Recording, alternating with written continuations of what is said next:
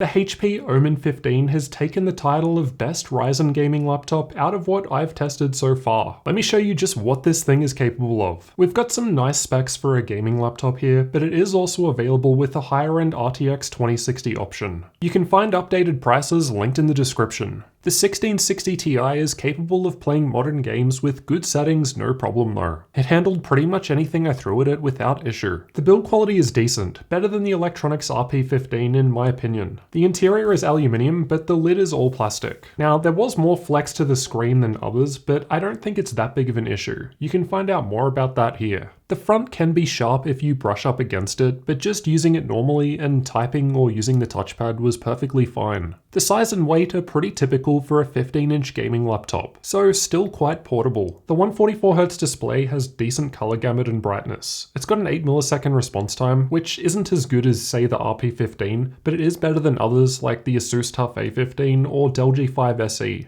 Now, unlike others like the TUF A15, there's actually plenty of air ventilation holes underneath. And surprise, surprise, this results in pretty good temperatures even if you run stress tests or play games for hours. It's just not getting as hot as other options out there. Even with heavy loads running, the interior just never felt that hot. The Command Center software offers 3 different performance modes, and we can set the fans to max, but unfortunately there's no fan curve control. Inside we've got the 2 memory slots in the center, Wi-Fi 6 card to the left, and 2 M.2 storage slots on either side of the 71 watt-hour battery. The battery life was excellent when compared to most other gaming laptops I've tested, and that's something I've just noticed with these Ryzen gaming laptops. Generally they seem to do quite well in that regard. Processor performance was also excellent. It's basically on par with the Electronics RP15 if you use the Ryzen controller software to boost it up. But even at stock, it's still able to beat other Intel 8-core based options that are far more expensive. The left has the power input, gigabit Ethernet, USB 3.1 Gen 1 Type A port, HDMI 2.0A output, 3.5mm audio combo jack, and full-size SD card slot.